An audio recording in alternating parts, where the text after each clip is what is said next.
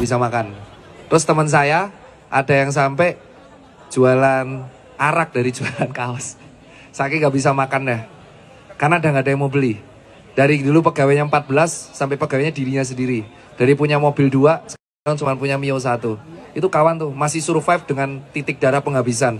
Kalau sampai bulan Februari kita ini nggak kompak, akan terlalu banyak orang yang nggak bisa makan di pulau ini. Dan saya sendiri kemarin razia perut lapar di daerah Kampung Flores, di daerah Tanjung Benoa.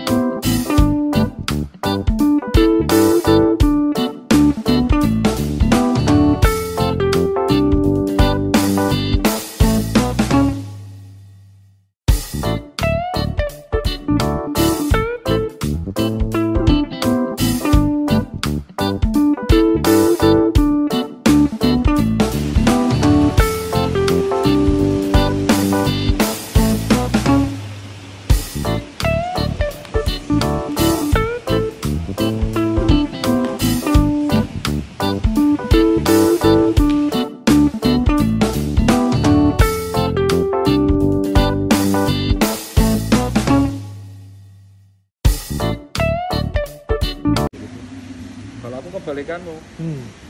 Kalau aku nggak bisa, malah nggak begitu suka berwisata. Aku keliling kota itu justru pengen ketemu orangnya doang. Itu tempat dimana aku bisa mengeluarkan ide dari otakku semua. Karena kan aku anak tunggal ya. Iya. Aku start semuanya tuh dari dari SD aja udah dengan background yang luar biasa tekanan ya. Iya, iya. Kalau mungkin kamu kalau pengen tahu prinsipku tuh, aku cuma pengen buat orang muslim aja sih. Jadi kan aku dari aku di SM, aku akhir tuh 91. Bapakku Jawa asli, ibuku Chinese ya. Jadi aku di Solo 98 kena kerusuhan rasial.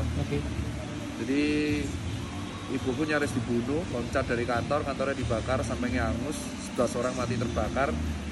Dan saat itu aku seorang anak kecil nggak tahu apa-apa karena wajahku Cina tapi aku ada darah Jawa, jadi aku di SD ada kena bullying parah banget. Tapi aku punya idealisme sendiri, aku orang yang lawan. Jadi kelas 2 ketika aku dibully, kelas 3 aku ngajar yang bully tempatnya. Dan dari situ temperku mulai ada, dan aku nggak nyaman ketika aku di sekolah. Di sekolahku akademisku kuat banget.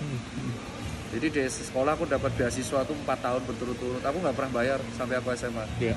Dan beasiswa berturut-turut, tapi aku kerasnya di luar. Jadi aku berteman sama teman-teman yang di grassroots, anak kecil yang di kampung dan di gang-gang. Dan itu kebawa dari aku sampai kuliah. Jadi di kuliah emang aku tipikalnya emang kritis ya. Kalau sesuatu nggak sistem ya aku ngelawan sendiri.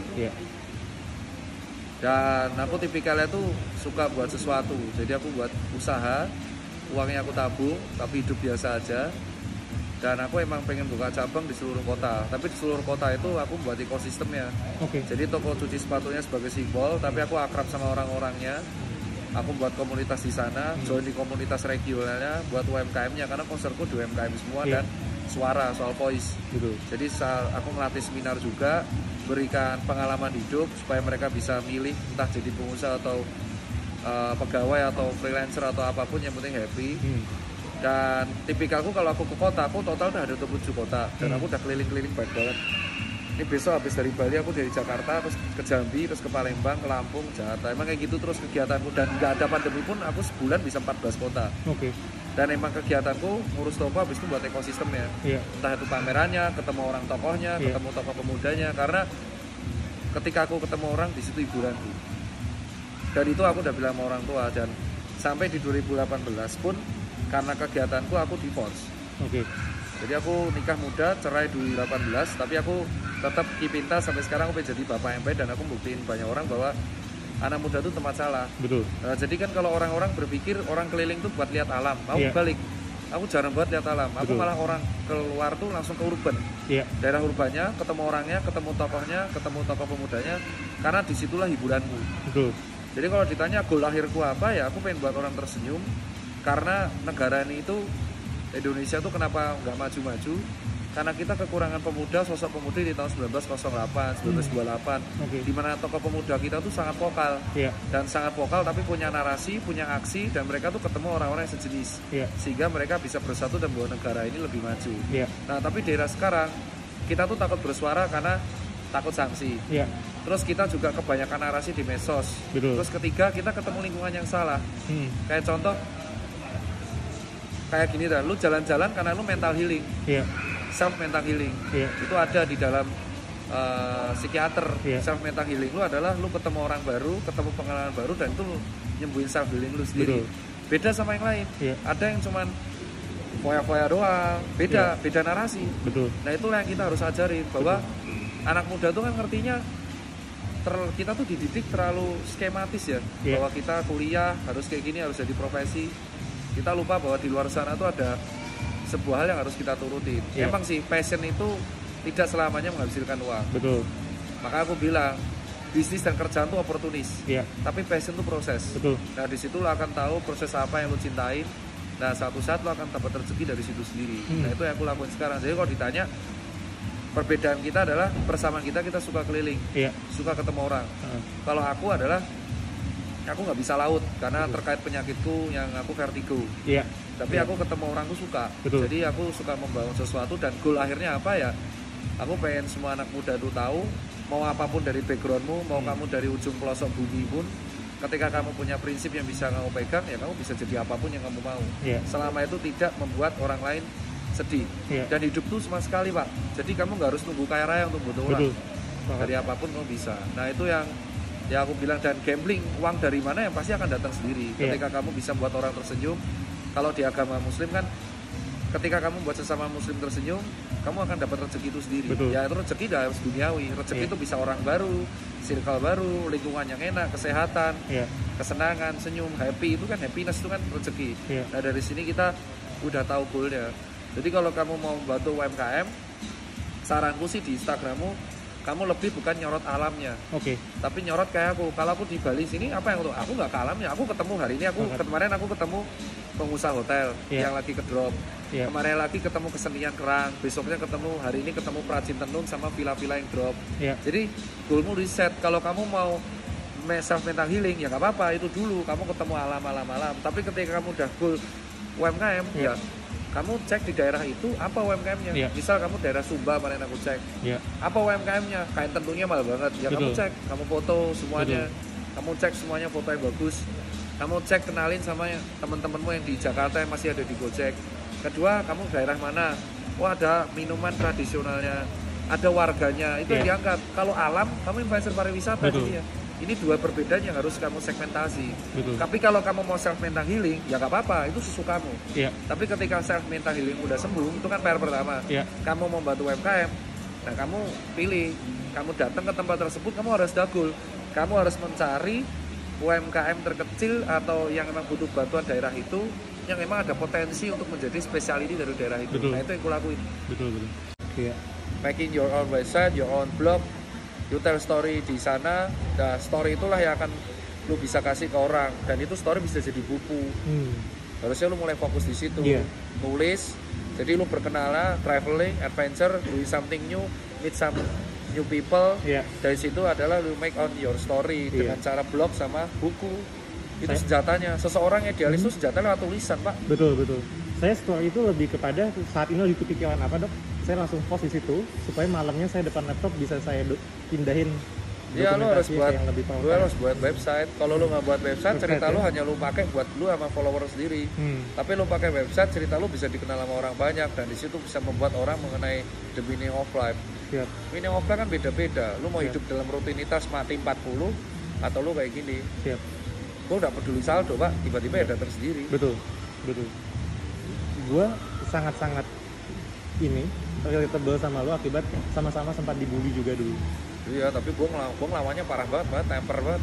Gue bermasalah terus gue sama guru BP gue. Iya. Dari kelas 3 gue bermasalah mukul orang, karena tuh perlawanan. Akhirnya sekarang gue mulai pulih di kuliah karena ternyata gue melampiaskan itu di dunia kreatif. Dan temper gue lampiasnya di tulisan. Sampai sekarang gue malah didaftarin Opini ID jadi jurnalis. Lucu kan, dokter jurnalis. Dan gue jurnalis di sosiogeopolitik, bukan di kedokteran. Karena emang kritis concern gue di situ. Di 1928, 1908 anak muda kita gila-gila, Pak. Ada Jong Java, Jong Sumatera, tapi mereka bisa ketemu tanpa medsos dan menyatukan Indonesia dari Sabang sampai Merauke. Kenapa sekarang kita punya medsos tapi malah kita pecah-pecah? Lucu kan? Nah, lucu itulah 1908 dari zaman Majapahit, dari zaman sebelum tahun 1000-an, dari zaman kita perang di Ponorogo, kita tuh pecah.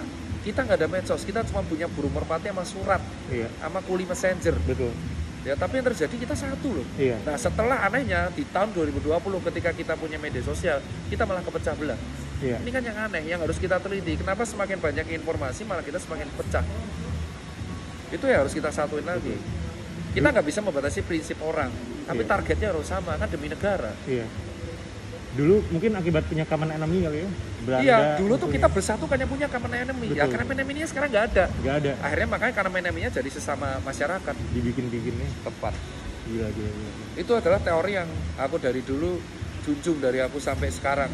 Dari aku kuliah. Kenapa kok zaman dulu kita bisa bersatu? Karena kita punya kesamaan musuh. VOC dan Belanda. Dan Jepang. Sekarang kita nggak punya musuh.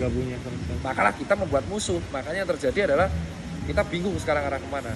Nah sekarang harusnya musuh kita tuh satu. Kita tuh masih penjajahan, tapi kapitalisme yang dibungkus dengan kas sampai kita terjebak utang. Gimana kita bisa mandiri itu ya anak mudanya harus berkreasi, Pak. Itu ya aku bilang. Dok, sama ini dok, saya yang tadi ada teman juga yang datang tapi dia sudah pulang dulu.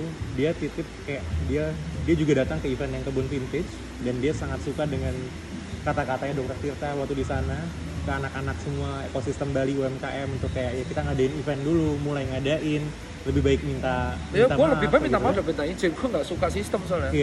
Lu mau ikut izin nggak akan diizinin lu. Ya terkadang lu ingat lo, penjajah kita itu takut sama anak muda kita loh. Kenapa? Karena kita dobrak dulu. Di penjara urusan belakangan, yang penting dobrak dulu. Akhirnya merdeka kan. Ya sekarang kayak gitulah. Ini kan demi kebaikan umat. Kebaikan umat kebetulan peraturannya seperti itu. Nah sekarang masalahnya umat lah.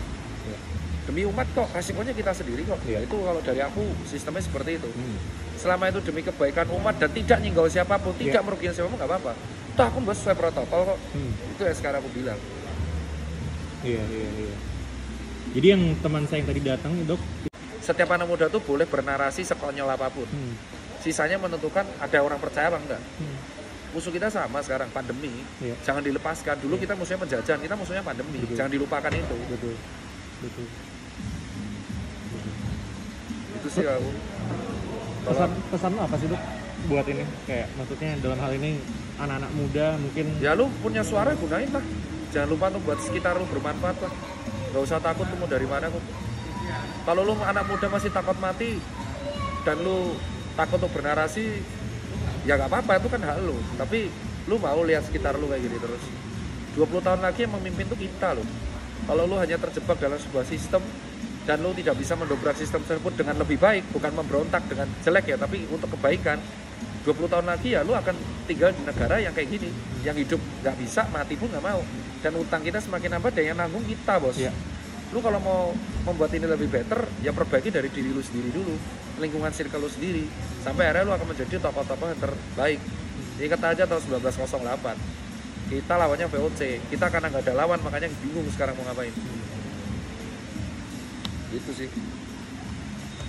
ada ini nggak Dok? Apa saya kan mungkin masih sedikit lama di Bali. Setelah ini kan akan pulang mendekati Jawa nanti. Setelah ini kan jalannya lanjut ke sana.